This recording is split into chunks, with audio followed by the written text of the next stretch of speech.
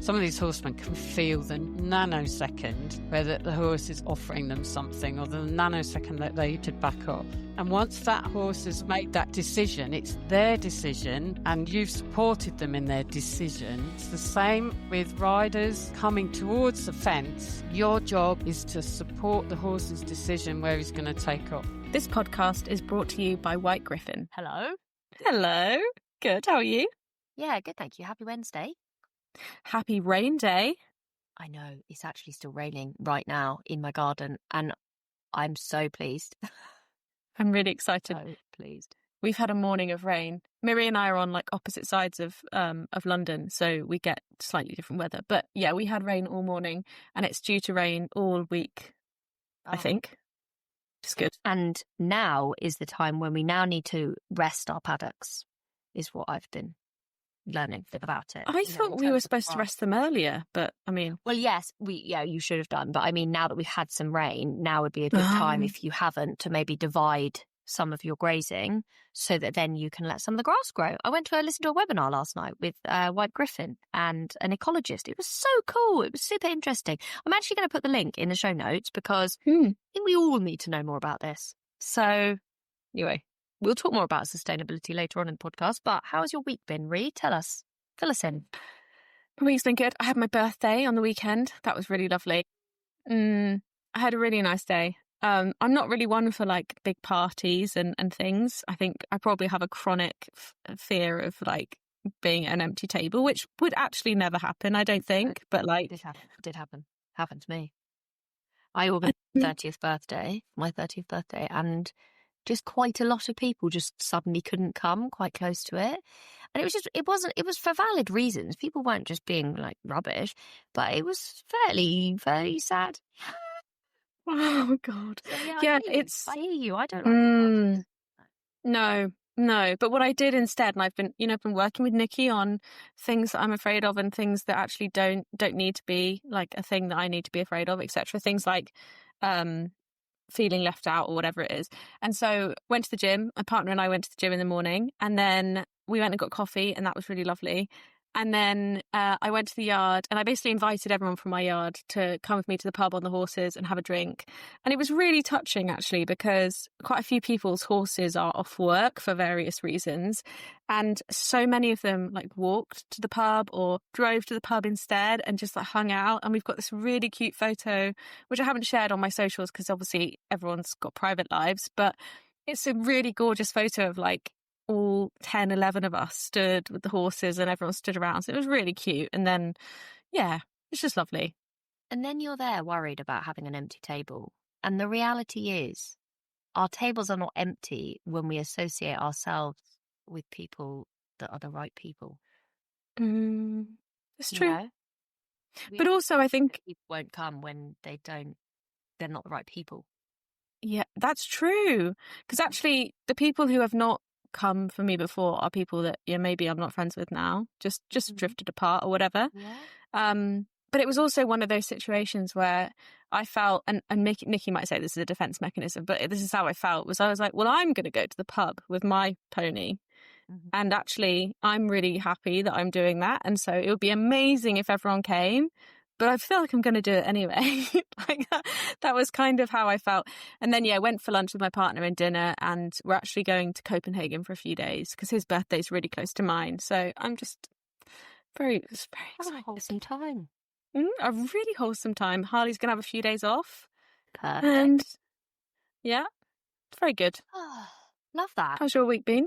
Yeah, milder than last week. I've got less dramatic things going on around me, so that's really nice. And I spent the day today with the very famous Lily Wilson, who came on the friend of the podcast. Rest of the podcast. She came to my yard to do. I can't remember what it's called, but essentially it's called like ocular equilibration. No, that's not a word. Like basically, in very simple terms, balancing the surface that the horses eat with. Right. So like a type of dentistry. a type of dentistry. So normally when your dentist comes, they'll often do a lot of rasping the sides of the teeth where the teeth touch the cheeks. And there's some schools of thought now that say that actually is only necessary if you're putting something tight on the horse's face. There we go. So this dentistry is about that. She does take off the sharp edges, but it's also much more about balancing their incisors, so their front teeth, their biting teeth, the teeth they would graze with, like pull with. I'm doing a grasping motion with my hands. But then the balance of their molars at the back so that they're all very flat. And like Blondie, her teeth were done 6 months ago, but potentially because she's not the most straightforward, she has built up some ramps at the back. So I will explain this on Instagram at some point because it was so interesting. But essentially, her teeth were able to go side to side. I'm rubbing my hands together left to right, but not forward and back. So she had quite a significant overbite. Oh. So their teeth are meant to do like an ellipsis motion. So they're meant to go to the right, round and round, like left to right, and also right to left, like this. So if they get stuck, they basically start doing one thing only. And then the repercussions of this are tightness in the jaw. Her jaw was completely jammed from side to side. So she couldn't move her, like Lily was trying to move her teeth like from left to right with her hand, one hand on top of her nose, one hand under her chin, hardly any movement.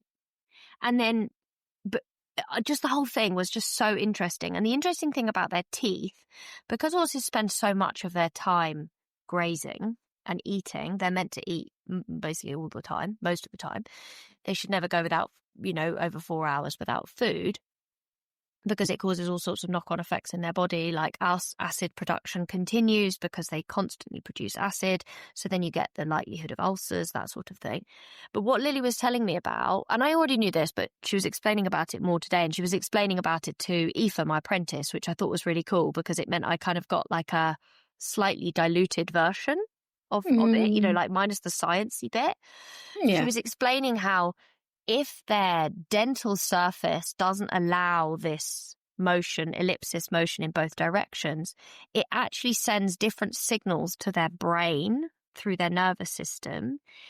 It can then affect their entire life, basically. So their teeth, yeah, go on. Well, not to be dramatic, but every time Lily says something like this, I'm like, oh my God, there's just so much to learn about. Her and I spoke about this today because she's a vet first. And if you haven't listened to her episodes, please, please, please go back and listen to them because my goodness me, she is a gold mine of information. But one of the things that we spoke about today, which I thought was really important, and is that I am very much like, the school of life will never not be the school of life. And we were talking about how it's so interesting how people often will get a qualification, a dentist, a farrier, and they're like, cool, good, tick. And then they carry on. And I have coaching qualifications. I have no behavioural qualifications, actually, but I have, been to the school of life for a fair amount of time. I've run a business for 10 years. But a big part of me is I have a growth mindset, and I'm very proud of my growth mindset, and I've worked very hard to have it, where on a day like today, I could have let that damage my ego with Blondie's teeth, for example. I could have said, I'm not. And actually, I just say, okay, when I know better, I do better. I've learnt something new. I can now take that to my everyday dentist and I can speak to him and say, this is what has happened. We need to keep an eye on this. I hope that their ego is not, damaged by this conversation. But this growth mindset is a very hard part of having horses because actually we are always learning, like you just said, oh no, there's something else I have to learn about. And instead of seeing it as oh God, something else, I see it as oh good, something else. And that's a nice way to frame it. That's that shift to being like, okay, there's something else that I can learn about. There's something else that I can do better at. And yeah, it's uncomfortable because I realize that what I've been doing is maybe not the best it could be, but it's valuable and it's going to it's only going to benefit the future of the horses that I have and the life that I have with them, I guess. I really like this. And actually, I just think how many times, because I would have definitely done this, I'm sure, at some point, either now or as a child, where you don't do something that you've learned because you feel really ashamed and you don't want people to know that you've been doing it wrong. So let's say you change your bridle or you change your bit, or I mean, maybe it's something more dramatic than that, but you almost don't want to because you don't want people to know that you got it wrong, because you don't want people to think that you're a bad horse owner, right? 100%. I used to ride in draw reins. I didn't know that they were bad. And it was interesting, Lily and I were talking about it today, and she was saying how there's a body of research now talking about bits and the fact that we have to be so careful with our use of bits because the bars of the horse's mouth are so sensitive. They are basically a very thin area of tissue over bone. Now, we know that is, you're pulling a face because it's problematic.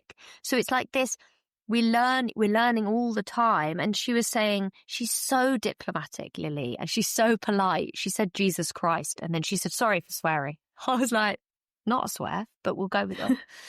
But she was saying, it doesn't mean that we can't ride our horses with bits, but we need to be so conscious of what that is doing and how it is affecting them and how light we need to be and how gentle we need to be about how we use our bits. And it's just, I think, you could be overwhelmed by the opportunity of all of this learning and this kind of, oh my God, we don't know hardly anything. Or we could say, oh, I don't know hardly anything.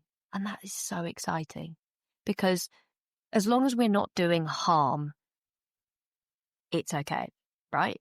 If we are learning all the time and we're doing better all the time, like Blondie, her teeth weren't great, but we've now learned and we can now do better.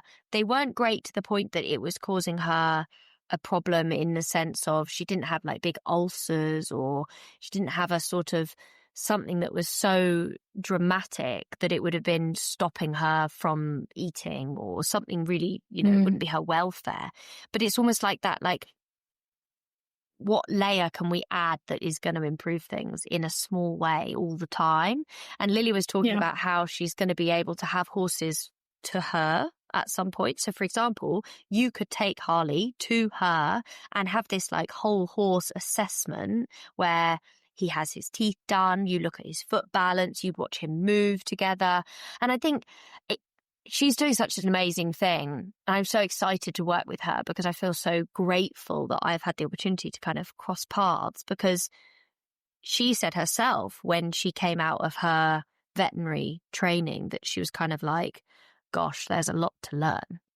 The learning I've done within my uni course is a good baseline, but there's still so much to learn. And she feels sometimes like, oh my God, there's so much to learn. But then she also feels like, but that's what it's all about. It's all about that learning.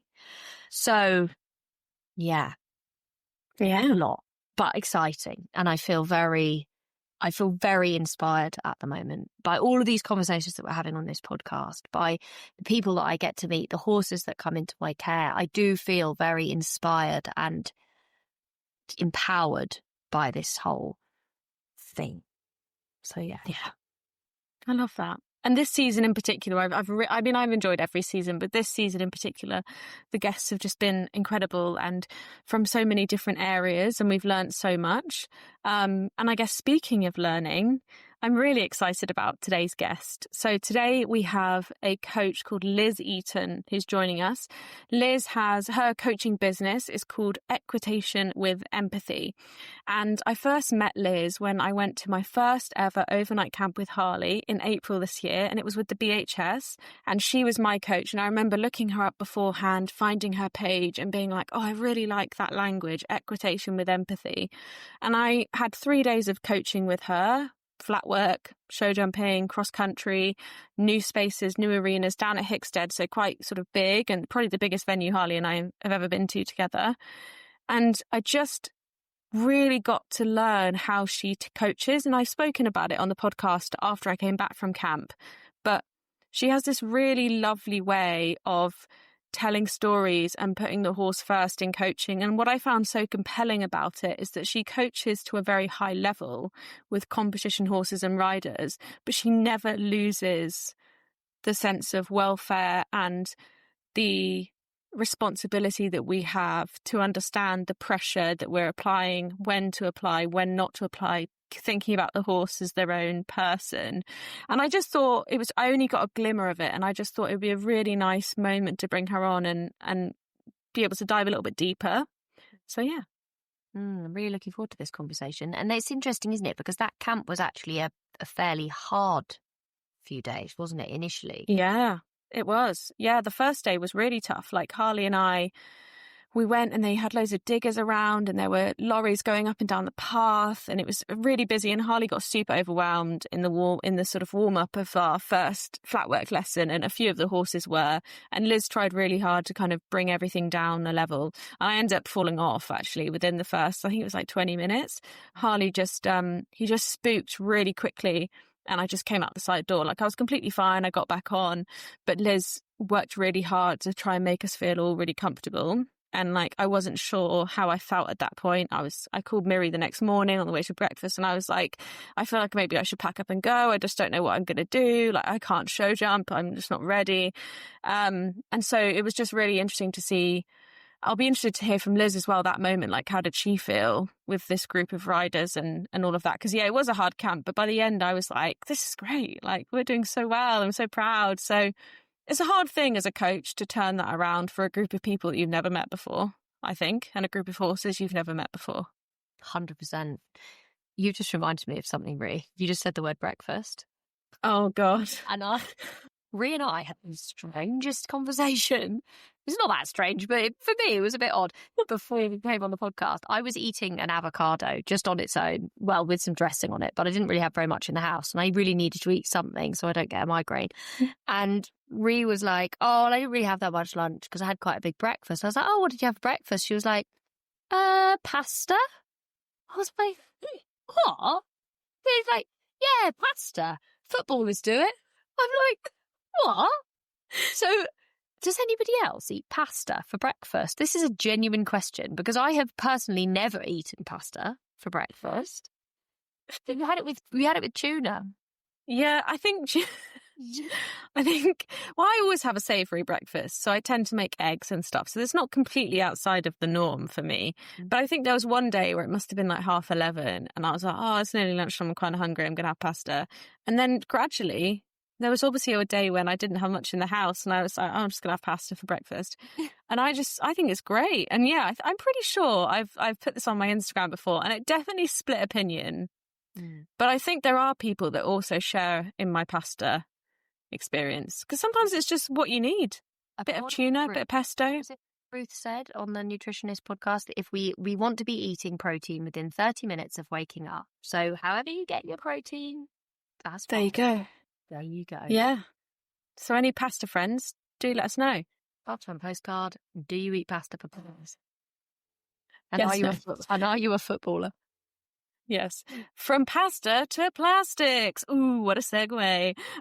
Before we dive in with Liz on today's podcast, we want to take a moment to thank our season sponsor, White Griffin. Every episode, we've been sharing with you a new perspective on sustainability in the equestrian space.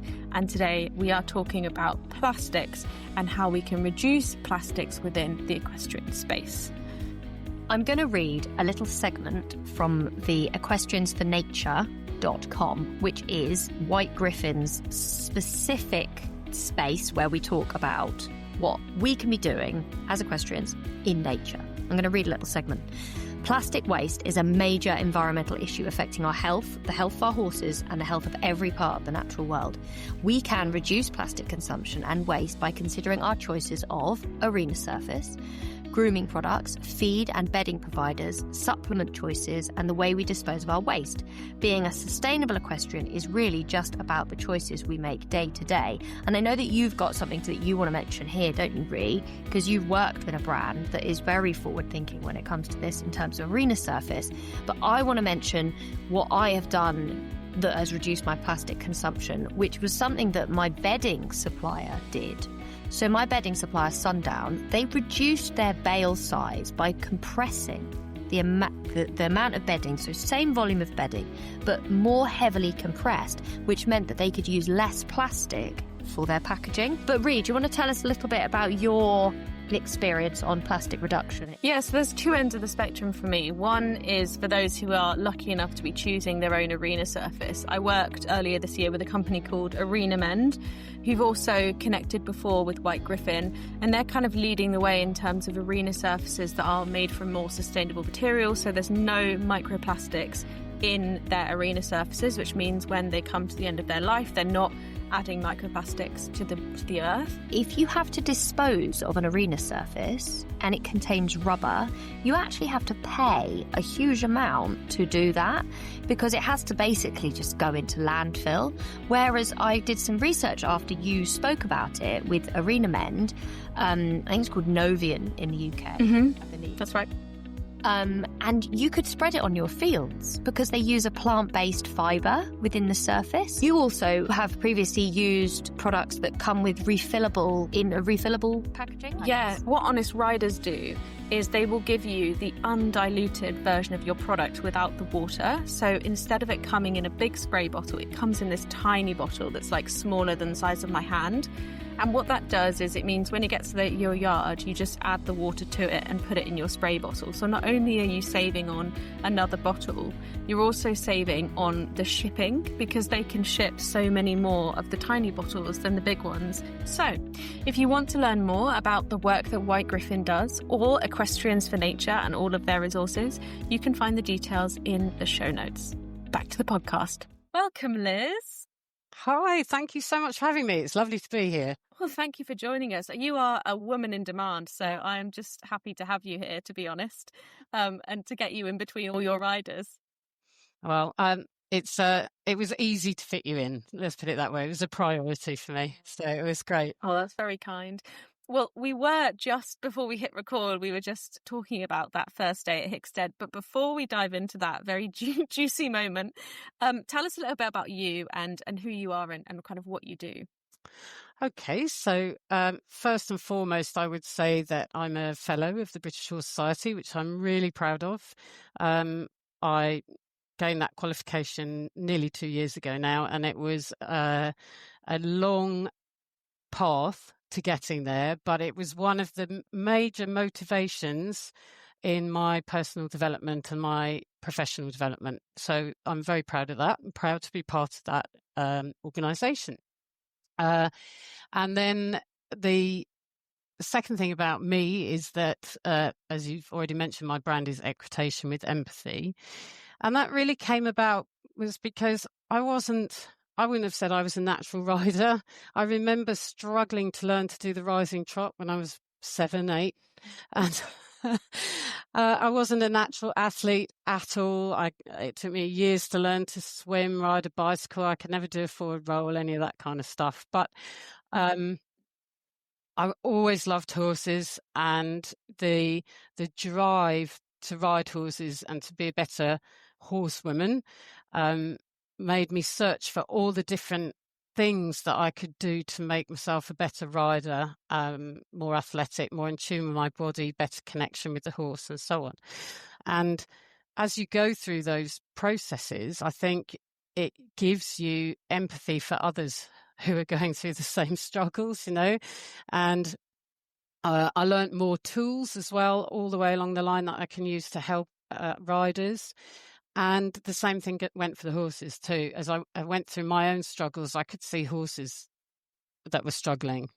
And and I searched all the way along for solutions to be able to help them. And I also was totally fascinated by what makes a great horseman or horsewoman.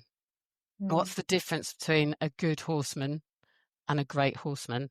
And that was also a big motivation and driver for me behind the fellowship. That's what I wanted to bring to the fellowship. Oh my goodness, I love that. Yeah, it's wonderful, Liz. Can you touch on a little bit what you would define a good horse person as, male or female or whatever in between? Oh, that's a really, really good question. So I would say that the ability to put themselves in the mind and body of the horse, that's what comes across. That's the unifying trait, unifying quality of all the great horsemen. Doesn't matter what they're doing. Frankie Dettori would be one, John Whitaker, Carl Hester. They've all got that innate ability. Some of them don't express it. They wouldn't know how to define it. They wouldn't necessarily be able to pass it on to others. But that's the quality. Well, I think we're done then, Liz. That's about pets, isn't it? That's a pretty mic drop moment, I'd say. God, that is such a powerful way of describing what we are all striving for, because it's that way of, being empathic. It can be a bit of a burden. I've experienced this myself. When you understand what other people are going through, it can be a fairly heavy cross to bear, as some would say. But it's interesting to hear that actually you believe that is what it is.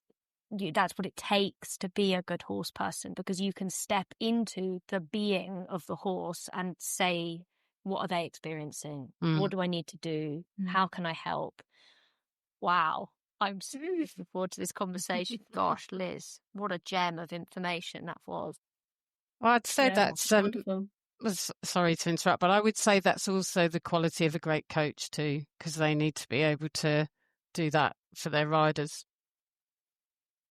Well, that does feel like a good moment to talk about horses and riders struggling, because as I said before you joined, Liz, you and I met for the first time at day one of Hickstead, which I think was quite a sort of challenging experience for all the riders. So why don't you sort of paint the picture from your perspective? Because I've talked about this on the podcast before as a rider, but talk us through that day as a coach. So it's always a bit of a challenge when we had 5 in that group as well, wasn't it? So it was a little bit bigger, an extra number. So it's always a challenge when you meet people for the first time and you've got 2 or 3 days to get to understand them and their horse and help them achieve what they want to achieve over those few days. So the first session is really important. And you really want a quiet space where all the riders and horses feel as relaxed as they can be in that situation. And it was just the complete opposite, wasn't it? It was dreadful, really. And I know there was a bit of a mix-up on the booking, so they weren't expecting us to be using that arena. But I heard you talk a bit about it on a previous podcast, and I think you did. So there were tractors going backwards and forwards. I think there was a generator going. There were workmen shouting. There were horses and cars going up and down the path behind. And for me as a coach, the main thing was it was so noisy. I didn't feel like I could create that intimate, safe space that I wanted to. And all the horses look like they need to move their feet, right?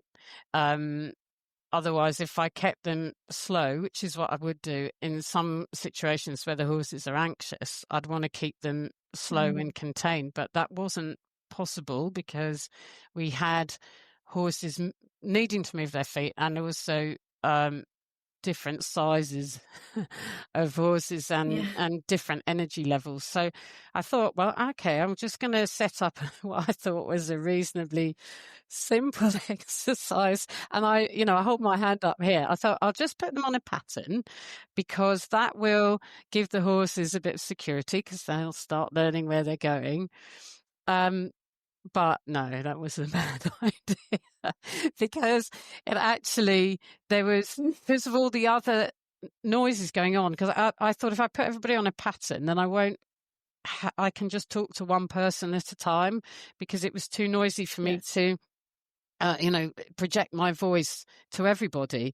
And I thought putting them on the pattern would get the horses settled and I could just pick one rider and help them out a little bit until everybody calmed down and found some kind of sanity, but it just went in the opposite direction completely. So, so that I thought, actually, this is not working, particularly after reading the deck.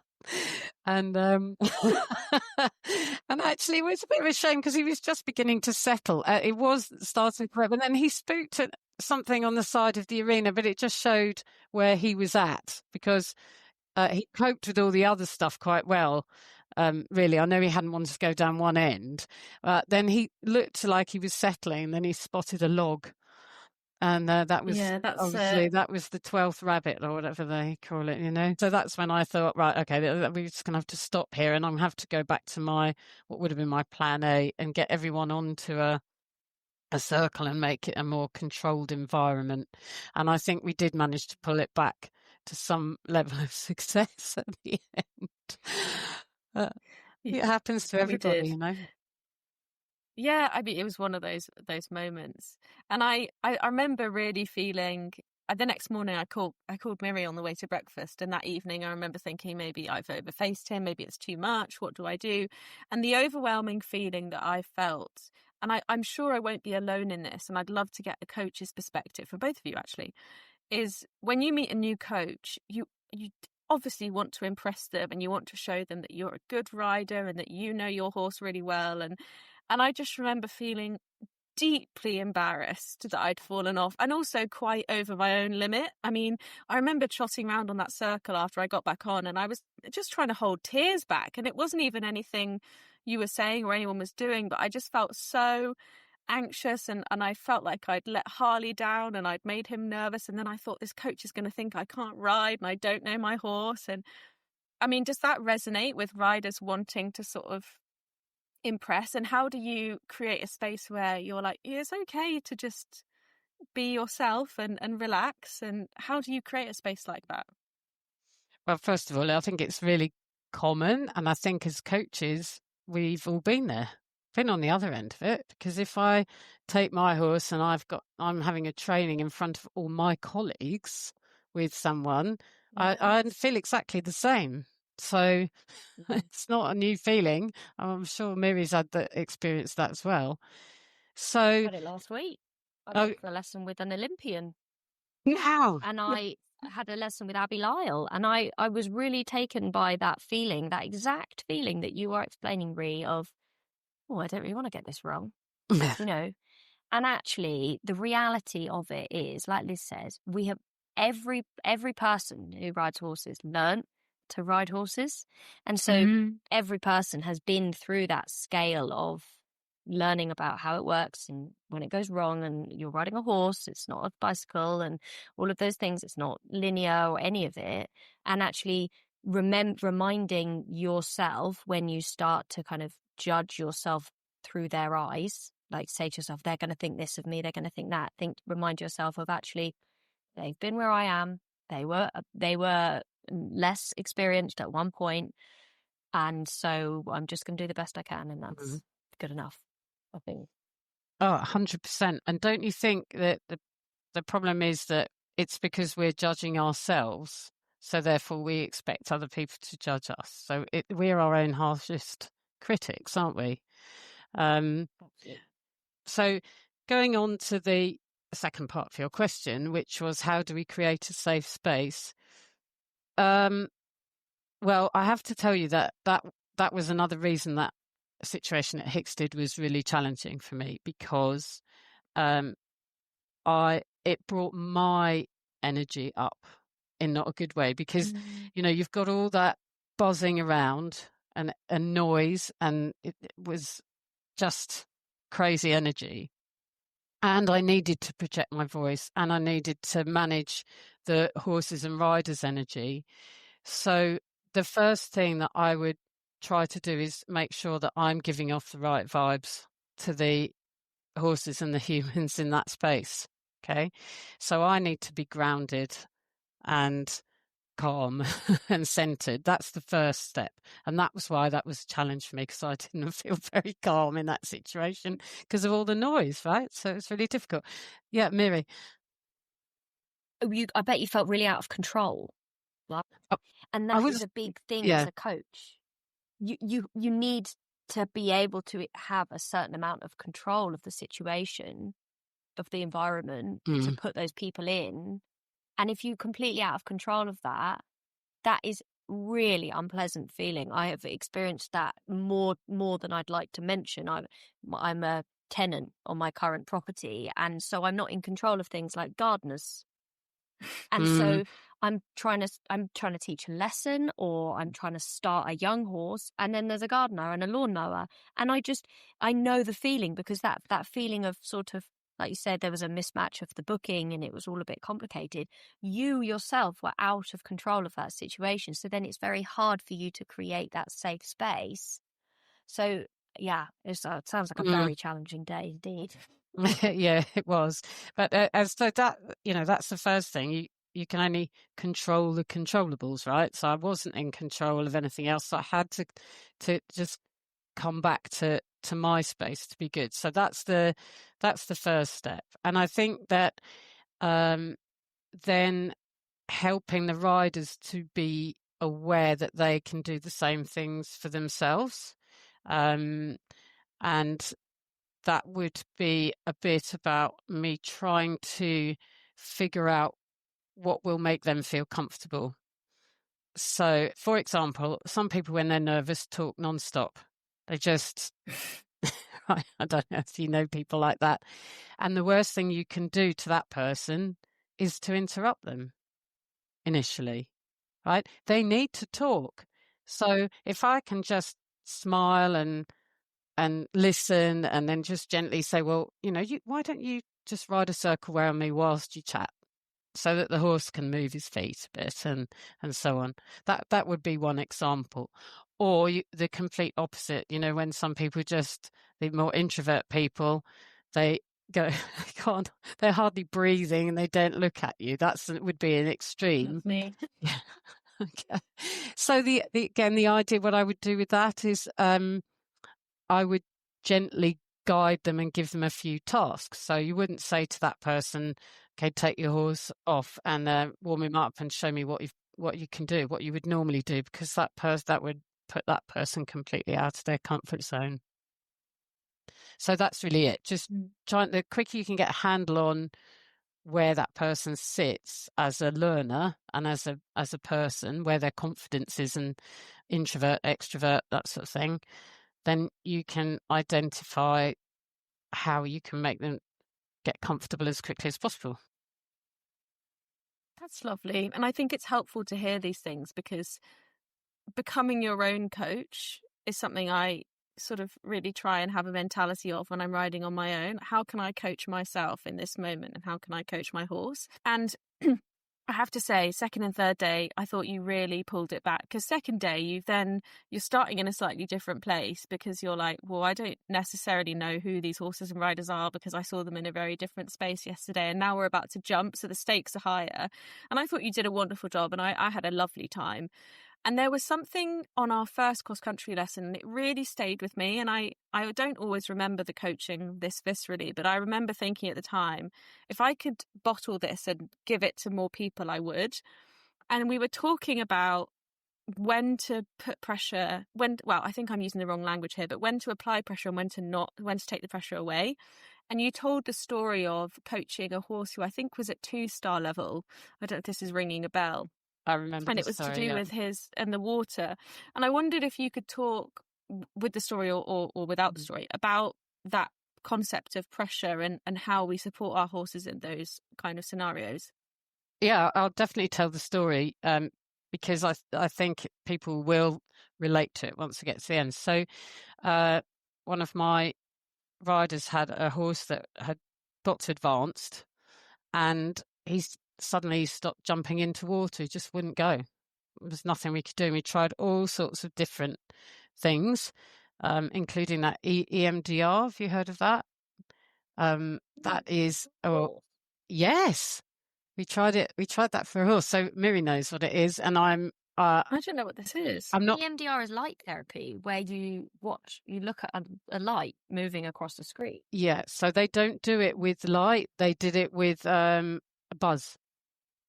So this is going to go down a route I'm not expert enough in, but it's about reprogramming traumatic experiences, and it did have some impact, but it wasn't totally successful because I think the story went too far back. It was too long a story, and it was in experimental stage. But they're looking to develop that for horses anyway. Sorry, back the truck up.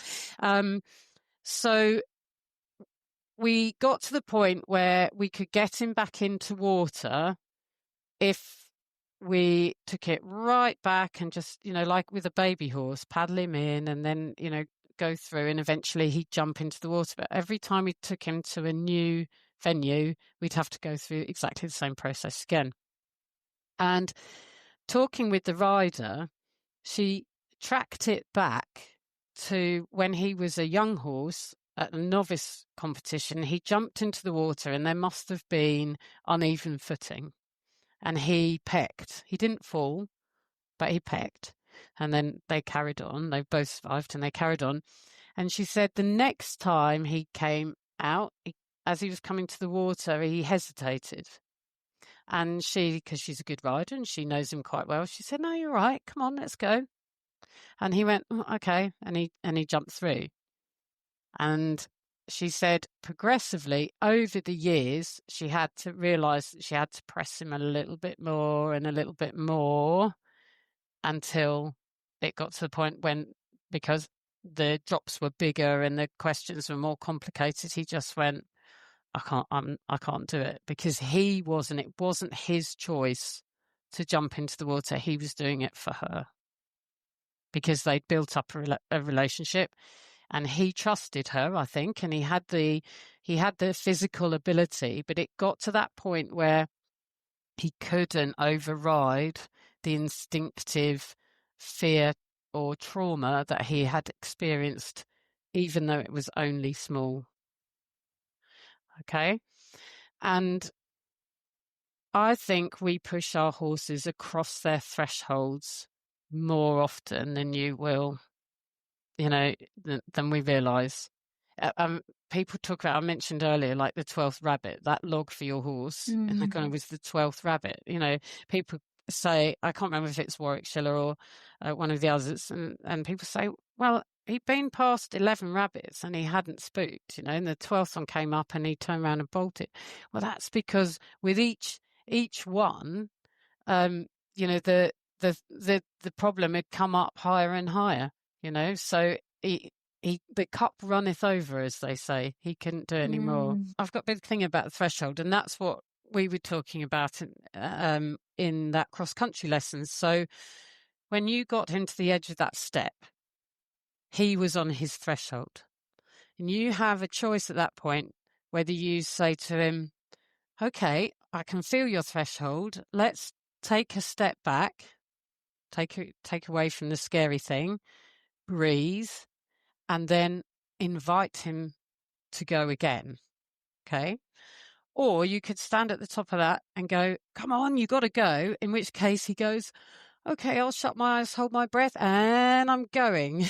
And then you get a big jump which is liable to scare him and possibly you, and maybe, you come off, and then the whole thing's a negative experience for everybody, right? So that was the instance that we were talking about. And the situation with this advanced event horse was not a big moment. It was a series of little moments which ended up with the end of that horse's career, actually. So we need to pay attention to these little moments and notice them, and they can provide us with the best opportunity to strengthen trust between horse and rider. Because if you can say to the rider, actually, can you feel that? Your horse he needs a bit of time to process the question that you're asking, to evaluate what he's got to do.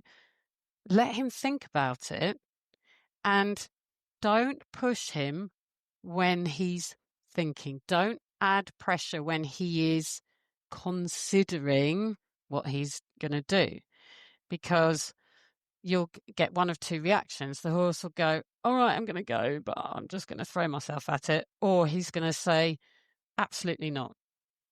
And then you could get a stand up and a spin round.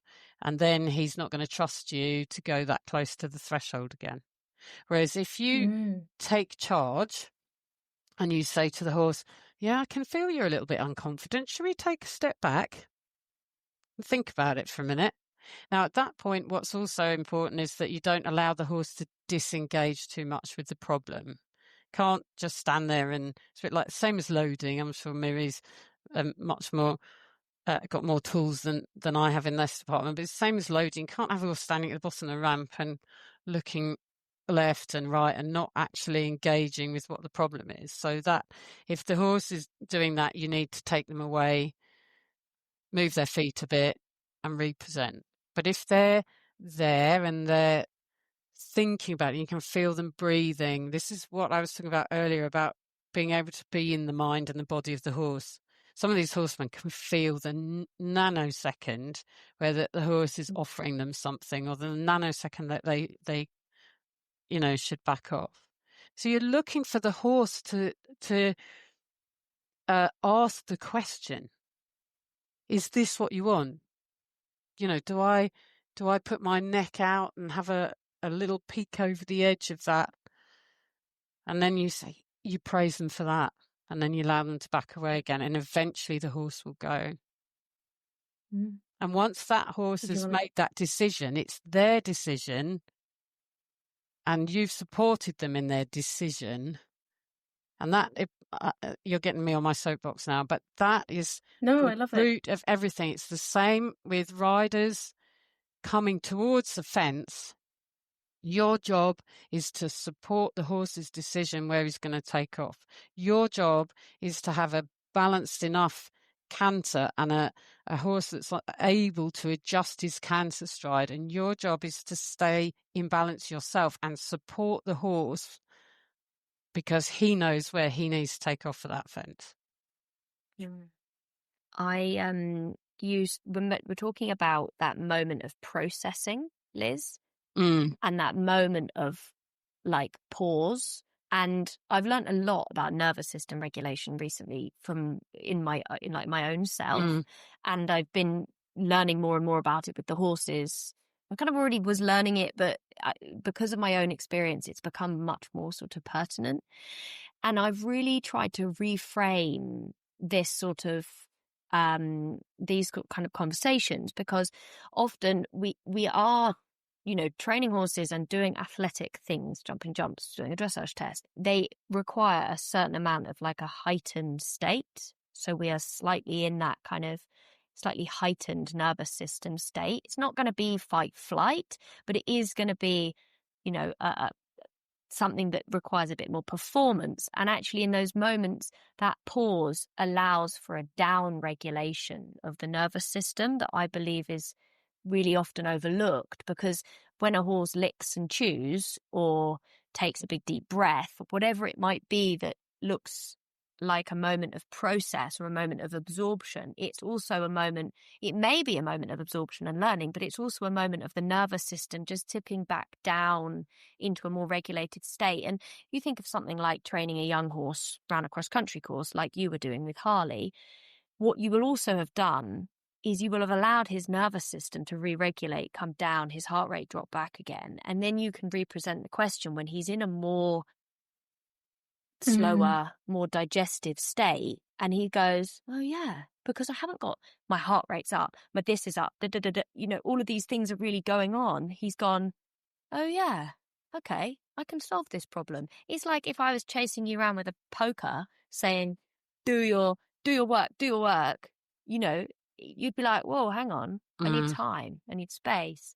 And it's this knowledge, this learning, this awareness of how they are the same as us and we are the same as them that I think enables much more symbiosis, much more sort of, there's a word I'm looking for, like partnership, And I think it's lovely to hear you talk about that, Liz, and to talk about it when you're talking about training people at a really high level. Because can you touch on that? Because I think there's a kind of a gap, right? People think that you can be kind and soft and train empathically and train with a horse first approach to a point, but that there's maybe a bit of a point where actually that doesn't carry on. People at the top level don't train like that. Can you talk to us a bit? I think I'm saying that as in that's like what some people would think was going on. And I'm not saying that's true or false, but it'd be interesting to hear because Rhi told me that you do train people at a really high level. What is your experience of that? Is there a shift? Okay, so the biggest thing that riders need to learn, and I've already touched on it, is timing. Okay, so the great horsemen know instinctively, but also they have trained themselves to be in such good balance that they're able to respond super quick in the right way. So that's one of the things that speeds the process of training up. It doesn't take them 20 goes to teach a horse something because their timing's so good, the horse has got it in three goes. Does that make sense, Miri? Yeah. Okay, so that's the first thing I would say happens is that they are super fit, they're super practiced, so they can deliver all these things with perfect timing, and they can therefore shorten the training process. That's one element. Okay. The other element is that the really good guys, top athletes now, are very emotionally fit. Okay, so they're very much in control of their own parasympathetic and sympathetic nervous systems. They are aware of how to regulate themselves. So they can, that's the one thing, they won't be affected by the horses becoming anxious. They're able to maintain their own sort of level emotional field, if I'm making myself clear. Okay. Yeah. And then the other thing is that the good ones have developed themselves as human beings. So they are aware of what negative things that they might bring to the situation, and they're able to override those fears. Everyone gets nervous. I mean, if you talk to some of the top event riders, and Matt Ryan used to throw up every time he went cross country beforehand, and they all get nervous and they find strategies. Some of them don't walk the course, for example. They'll walk it, but they won't go anywhere near the fences. And I was and they don't necessarily count the number of strides between the fences. I was at an event recently and I heard a conversation between Ros Cantor, I think it was Tom McEwen, and someone asked Ros how many strides there were between a couple of the fences, and she said the exact amount what they were. And she said, I'll just check with Tom, but I don't think there's much point because he won't have counted them. You know, so they've all got their way of training themselves so that they're able to stay in that calm and thinking state as they go around. I've slightly gone off the track that I was going, but it's about knowing yourself as a human being, knowing where you're vulnerable, where your weaknesses are, where you're liable to be triggered, and having strategies not to go there. So, Rhi, you already mentioned that you're aware of yourself from that perspective. You know, like you rang Miri and had a conversation with her to bring you back into a place where you weren't being ruled by your emotions. And that is hard work, isn't it? You know, this constant work on yourself to become a better, more grounded, more centered human being.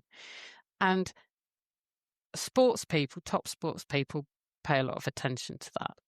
More so, I think, than your average. I might be being harsh here, but your average leisure rider who just wants to get on and win a rosette. Well, it's on that. The language you just used was exactly what I was thinking. Because I think I remember having a conversation with you that day after we'd done our rounds. Every single horse in our group took time on something or another. It was water, it was a step, it was a jump, whatever. None of us, well, we all tried not to push at the wrong time. And I think at the end I said, oh, it's so funny because I think especially at the lower levels, there's a bit of a fear of like, well, if I don't push him, he just won't go.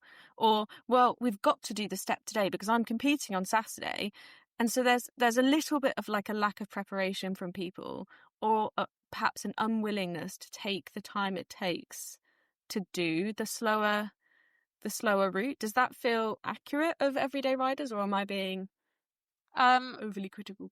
Not just everyday riders. So it is one of the challenges. Okay, so coming back, I'm just going to back the truck up to the professional riders. So as you go up through your career, you are under pressure to get results, because if you want people to sponsor you, if you want owners to buy you horses, getting the results is important. So they tend to they're under pressure and they tend to miss bits out because we're all programmed, aren't we, to find the shortest route, the route of least effort or path of least resistance to get what we want.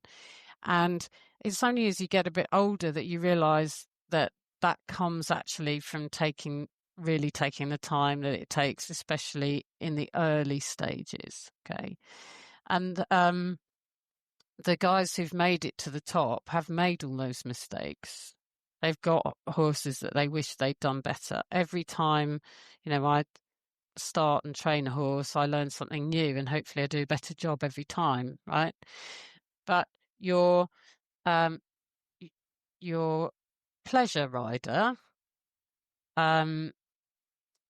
isn't aware, perhaps, of how many hours it takes to get good at something. I mean, if they were learning to play the violin, how many hours of practice would they need just not to make it sound awful?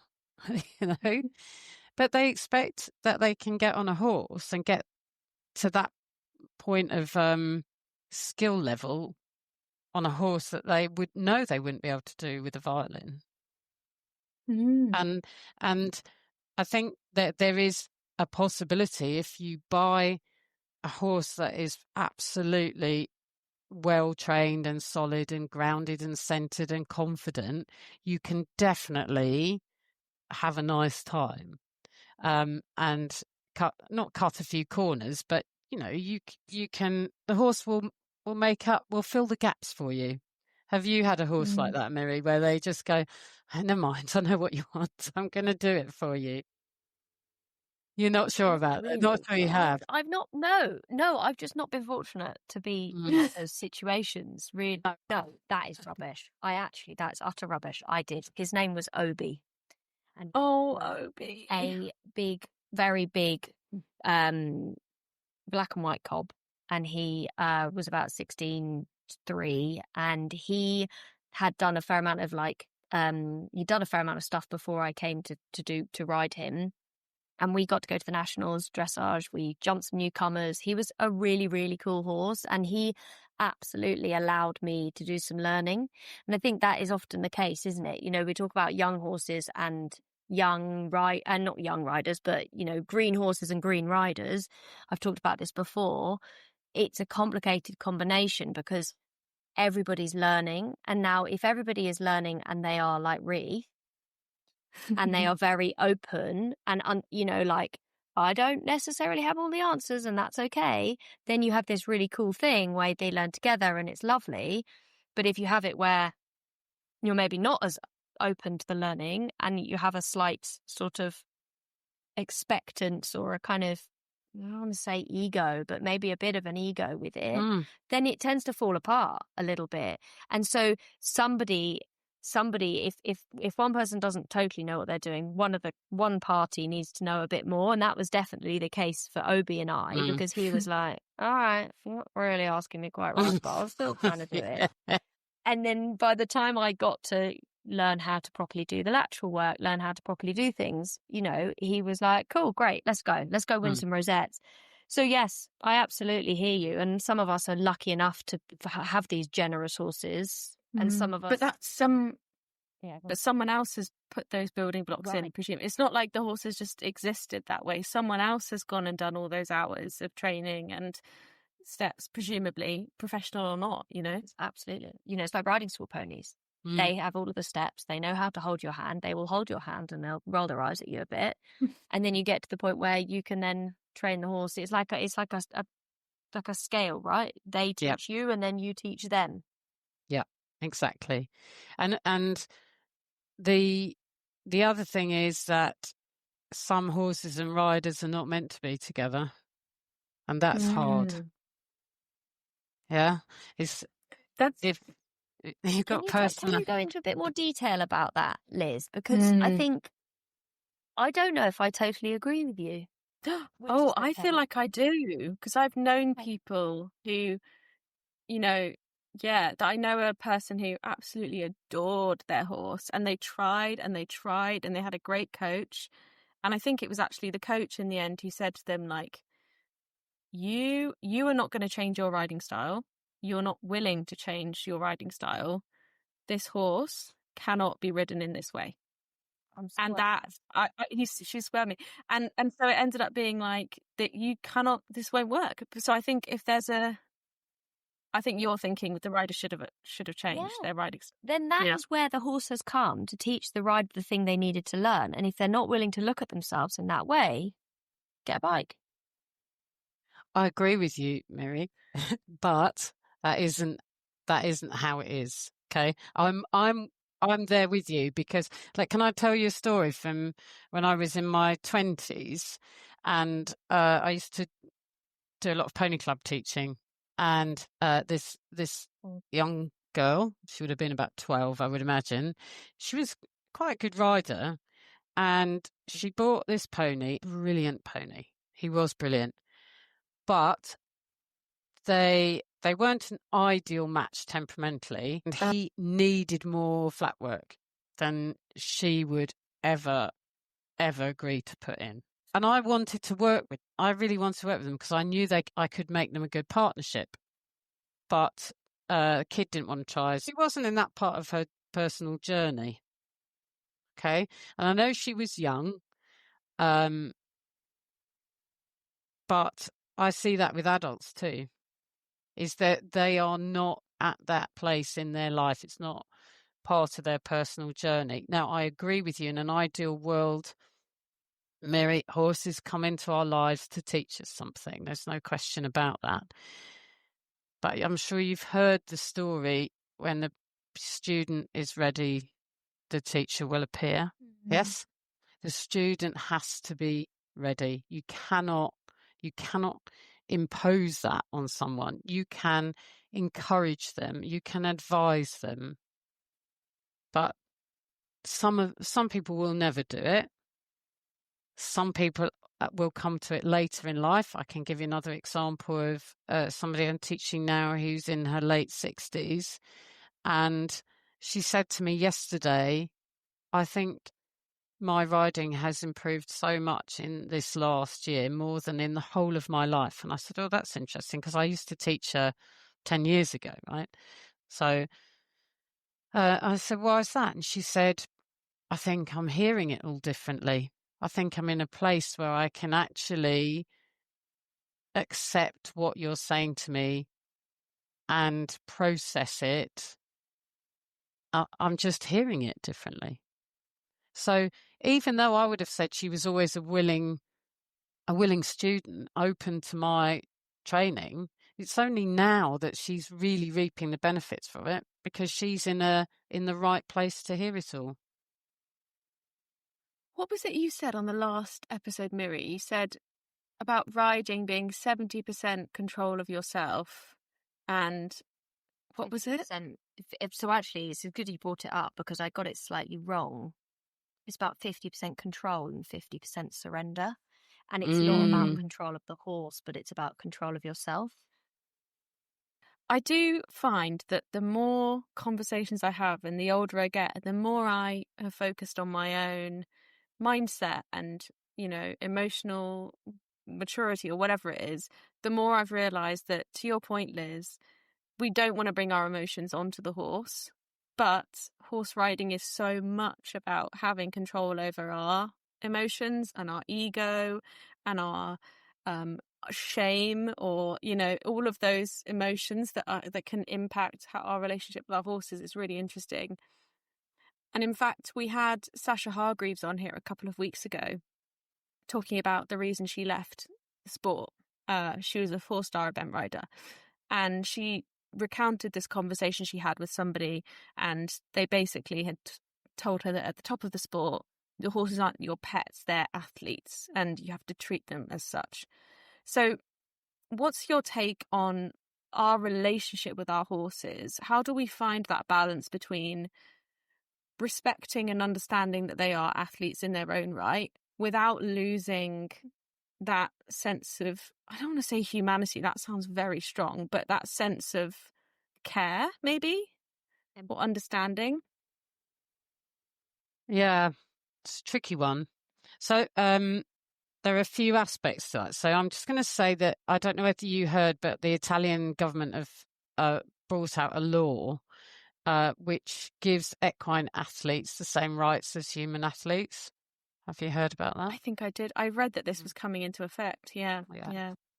Okay, so it's an interesting one. It needs to be, they need to be a bit clearer about it. But my understanding of that was to give the horse the same welfare rights as a human athlete would have nowadays. Okay. The main thing is, if you've been through any form of fitness training yourself, it's not comfortable, is it? You are in a place, in order to make any kind of progress, you have to come out of your comfort zone. And that comfort zone is not just the sort of mental, emotional one. There's also the physical side of things. So like Miri was touching earlier on about, when we were doing the cross country, for example, you said, it does bring that extra adrenaline in, but taking a moment brings them back down so they could learn. Okay. That, I feel that that's something that we have to, we have to all go through. The human athlete and the equine athlete needs to experience that in order to get to a higher level. If we don't step out, if we keep the horse totally in its comfort zone all the time, we won't train it, will we, in any aspect? And that also goes for the fitness side of things. So I have a colleague who's very successful event rider, and she is absolutely passionate in her coaching about the horses being physically fit enough to do the job, because that's not fair. If they're not, that's really unfair. If you haven't done the work so that their bodies can stand up to the next challenge, that's unfair. So I think when we talk about this situation, we've got to make sure that we are realistic about what we're setting out to do with the horses. And that statement for me would suggest that she wasn't prepared to put her horses into an uncomfortable situation. That she would back off every time it got uncomfortable. I didn't hear the interview, so I don't know. Yeah, sorry, I didn't give you the context. She was talking about, for the context, she was talking about she didn't feel her horse was right on show jumping morning, but he passed the vetting and the trot up, and the coach is saying go ahead, and the vet's saying go ahead, and the physio's saying go ahead, and she's there like, I think something's wrong. And she said somebody else saw how anxious she was getting and said this to her, and that was a moment where she kind of thought, I don't know that I'm willing to do that. And so it does get complicated, I suppose. Yeah. Yeah, we just had the situation today. I don't know if you heard, but Andrew Gould got eliminated in dressage, and I saw on social media there are lots of questions. Well, why didn't they notice it in the warm up? And I'm not going to pass comment because we don't know. Actually, that it was. They haven't said yet. No, they're doing a statement. They will release a statement, and by the time this comes out, the statement will be out. But at the moment, they've just said. Yeah, so I don't know. He passed the trot up, and there were vets and the coaches, and we in dressage we wouldn't willingly put the horse into that situation, because the last thing you want is to have a horse bailed out in a dressage test. That doesn't look good for anybody, right? So I would say it happens a bit less in dressage, actually, because nobody wants to be in that situation. Whereas when a horse is show jumping, it can definitely look okay from the ground. The horse can be willing to jump the fences, and everyone's going, he's fine, and they're putting it on the rider and saying the rider's just nerves. She's nervous, and she's looking for an excuse. I mean, a bit surprised at that level that they would not have enough respect for her and understand her well enough to know that she wouldn't do that. But that's where things do need to change. I'm going to flag up somewhere where it did. At the Europeans, one of the Irish guys jumped his horse on the first day, and I think she won the class, and then he said, I'm not jumping her the rest of the week, and took her home. And that's at the Europeans, and he took somebody's place to get there. So there was a bit of furore about it. All the selectors and the chef to keep and everything said, yeah, right decision. I mean, he wasn't riding for the team; he was riding as an individual, and applaud him for putting his horse's welfare first. But I would say that's great, because he must have felt the horse jumped really well, but he must have felt that if he jumped her again, she wouldn't have been okay. And we need to have a big conversation around this regarding welfare, and it needs to become the norm. So if the rider says, I don't really feel this horse is okay, it's the first clue, isn't it, that the horse is not going to be okay, and the rider should have the final say, and that should be okay. Going back to that, what makes a great horseman, I suppose, piece, doesn't it? Being able to put themselves in the body of the horse, as it were. I mean, I'm paraphrasing, but that your horse best.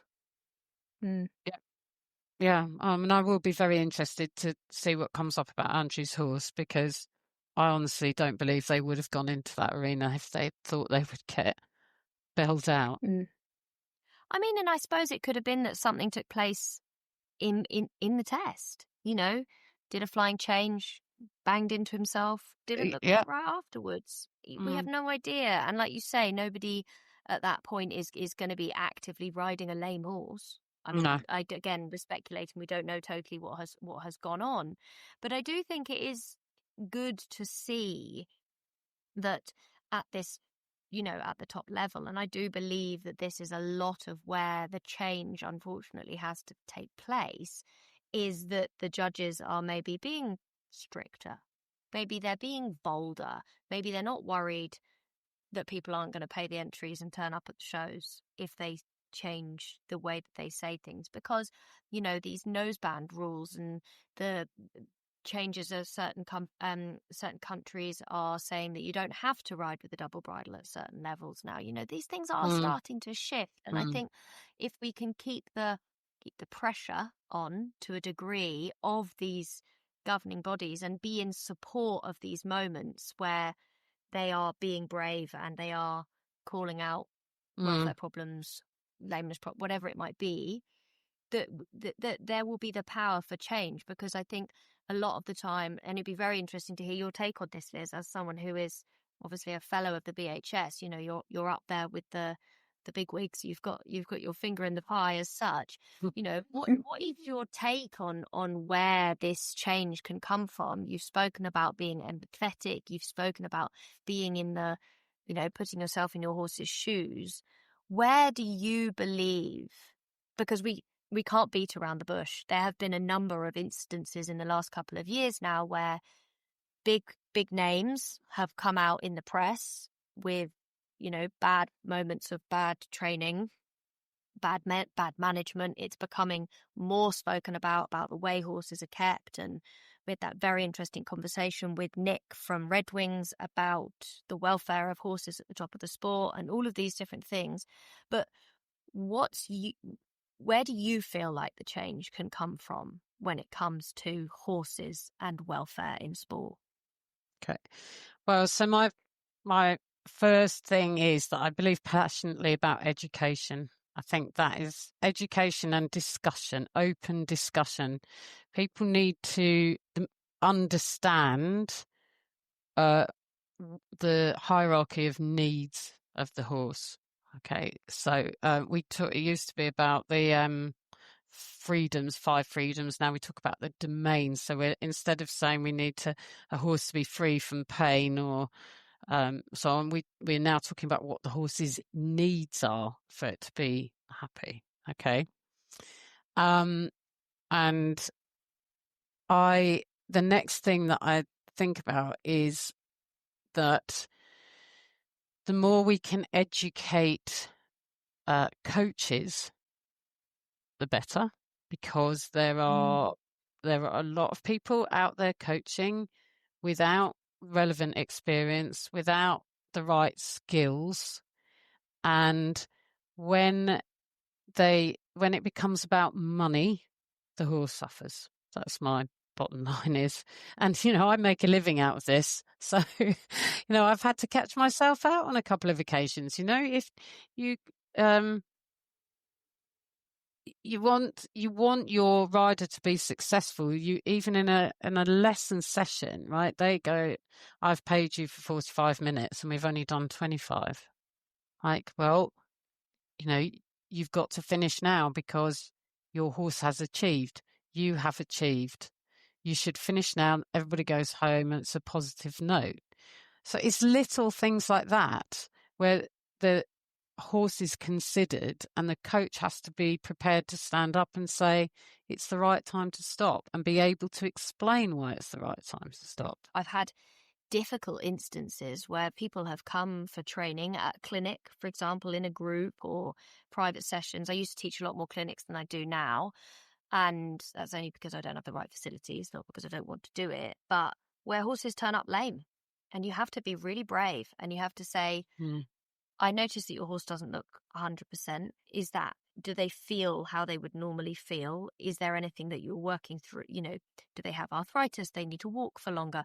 Is there something that is going on? But there was a long time. I've done my UKCC coaching, so it was slightly different than the BHS route as such. But there was did it quite a long time ago, but there was a long time when I was coaching where I was quite young, and being 23, 24, and having a fair amount of physical experience riding a lot of horses. So having a lot of knowledge to give, but not a huge amount of like life experience, having to go to somebody who's older than you, whatever it might be, and be like, oh, this is hard to say, but your horse isn't okay. And I've lost clients because of it, but that's okay. I don't mind, because I feel like I did the right thing for the horse. And I always feel, one of the things I always say to people is, like, you've got to be the voice for the horse, because they don't have one. And if the coach needs to be the voice, then that's the coach. If rider can be the voice, then that's the rider. But that is a really important thing that I have always really tried to stick to, regardless of whether I'm going to hurt anyone's feelings, I think. Yeah, and I think there are ways of saying things, aren't there? That's the thing. We just got to come at it from the right perspective, and that's where a bit of life experience helps. If you go straight in and say to someone, your saddle doesn't fit, your horse is lame, this, that, and the other, or you're not fit enough, you're going to put them on the back foot.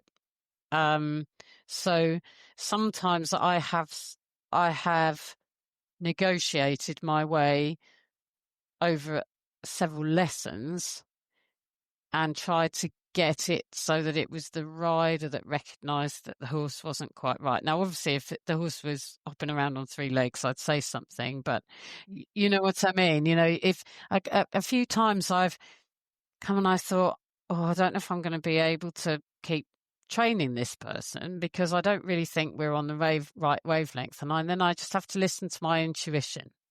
And then I go, okay, it's worth it in the long run for this horse. If I can take 3 months to get the rider to change direction in their way of thinking and their approach to training this horse, or changing the saddle, or whatever it is, that's worth it for this horse. Yeah. If I go in there now and say, well, actually, you need to change your saddle, you need your horses, you need to I think you might have ulcers, this, that, and the other, you're going to overwhelm that person, and they're just going to cut you off and go somewhere else. And I've had that happen. So I really try to influence bit by bit and get people to change their mindset. Whereas when I was younger, I would definitely have just gone, well, you're wrong. You're wrong. Well, this is also from the rider's point of view, if you are in the position to have a long-term coach, financially and otherwise, I think it can be so helpful, because it ends up being less. It can be scary to work with a coach for the first time, because you're trying to work out if you gel and whatever, and it's a delicate relationship. When you have a longer term coach, they get to see your horse in lots of different scenarios, and they get to be just a little second advocate for you both. And it can be so helpful to have somebody else say, hey, have we thought about this? Or to be able to take that pressure off yourself, that you don't have to know everything or see everything and notice everything, right? That you can go, that a coach can be the one to do that for you. Actually, it doesn't have to feel shameful. It can be like, oh, thank gosh, because I wasn't sure about that, or I didn't know that. And thank goodness that somebody did. So I think it can be really, really helpful. But as you said, having a long-term relationship, I think, is the key to that. Someone who sees your horse in and out, and you. Yeah, I think so. I feel very strongly about the long game, really. Now I'm a bit longer in the tooth. I know. I wish we were a bit closer together. It's I'm already thinking about camp next year, but I just as we've been talking, I've been thinking, I wonder if we can just take a little journey down to Liz's for some be nice to do this again. I know we're connected online and stuff, but it'd be nice to do a bit more regular stuff because you're just fabulous. Oh, thank you. Well, I feel very passionate about it, and I know Miri is extremely passionate about what she does as well. And having these conversations is so important because I think the more people you talk to, you'll discover that there are more and more people thinking along the same lines, but just maybe coming from slightly different perspectives. And I think we have that there's more common ground than there is different ground now, even at the higher level of sport as well, for sure. I think I do think that the play areas we should be targeting, in fact, are the children, the young people, and riding schools and pony clubs and sort of lower level competition to start to empower the kids to use their intuition. So again, talking about the rider that you interviewed recently,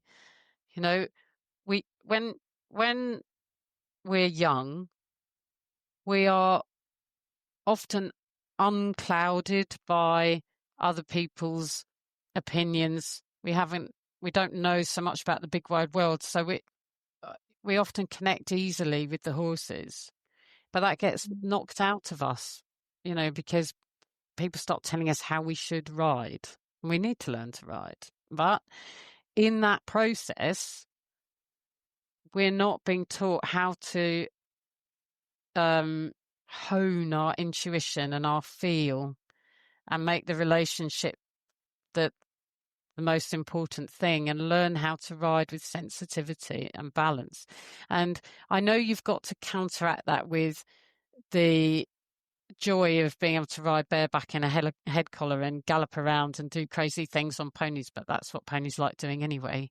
There's a fine balance to be had, but it's in that moment where they step up from ponies to horses to encourage them to bring that joy and that fun and that feel and that relationship into it, because you just see sometimes that goes out of it in the sport, or people start thinking they lose sight of that relationship and friendship, and they start seeing the horses as tools to help them achieve what they want to achieve. But as a child, mostly it's just about the connection and having fun, isn't it?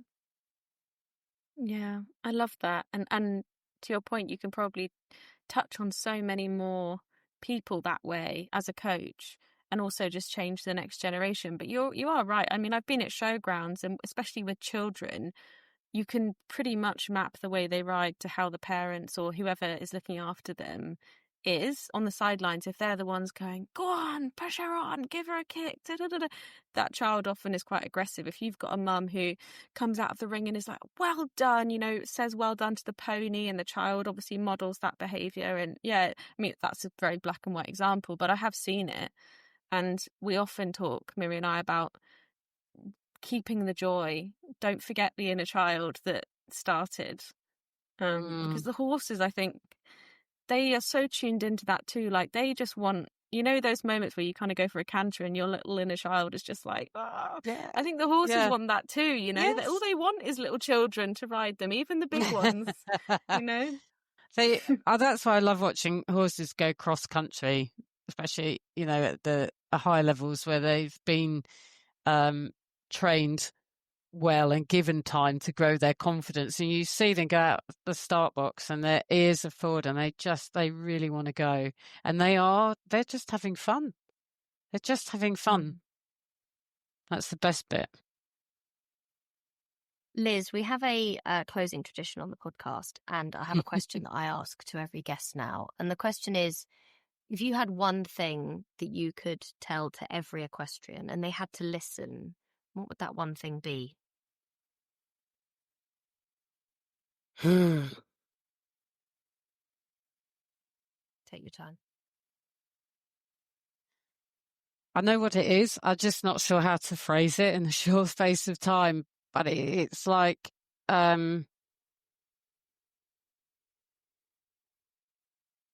the horses in particular, but the whole world is a mirror of who you are as a person and where you're at.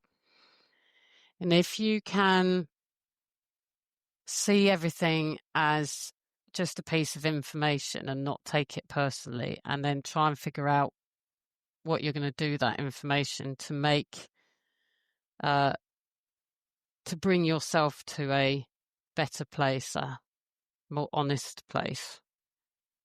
That's what I would encourage everybody to do. I always want to cry at the end of these interviews. It's amazing though, because Liz, I ask every person this question now, and it is quite remarkable how diverse the responses are. You know, we've had people say that listen to your horse. We've had people say the behaviour that your horse gives is the only information that you can have. What is your why? You know, there's so many amazing responses. And I talk a lot about what you've just said about how our horses are our mirrors. And sometimes you see it and it's very apparent. You know, it's literally they have the same problem. The problem is the same thing in you as it is in them. Sometimes it's more nuanced and it's a bit more complicated, but it's so amazing to hear somebody, as you know, who trains people at a high level like you do, who's so in tune with that, which could be seen as a very holistic, quite like a woo kind of approach. And it's amazing that you have done what you've done and you are the coach that you are, while still having that integrity and that core belief of empathy. I mean, gosh, Liz, thank you for being a human being. You have nailed it. Well, thank you. Thank you very much. And I would just say that actually being able to really get a handle on that, not control it, but really take ownership of that as for myself, has been absolute key to my journey and being able to accomplish the fellowship. If I hadn't been able to get a handle on that, I wouldn't be where I am today. Wow. You are fabulous. And I almost don't want to encourage people to look out for the BHS South and East Camp because I'm not get a place. So if you could all just sign up after I've signed up for next year's, that would be great. But Liz, we'll share all of your social channels, your Facebook in the comments. Not in the comments, sorry, in the show notes. Well, I look forward to hearing more about your projects. Perhaps we'll have you back. Yeah, I'd love to. It's been so much fun. I've really enjoyed it. It's great to chat with you both, because you've both got some really interesting insights as well. You know, as riders and coaches and training young horses, and so it's always great to share. Well, thank you so much. Thank you. Thanks for joining us. Thank you so much, Liz, for joining us today. That was so insightful. Just a reminder, guys, that this is the second to last episode of season 3. If you haven't already, please do give us a follow over on Instagram so that you can keep up to date with when we will be back for season 4.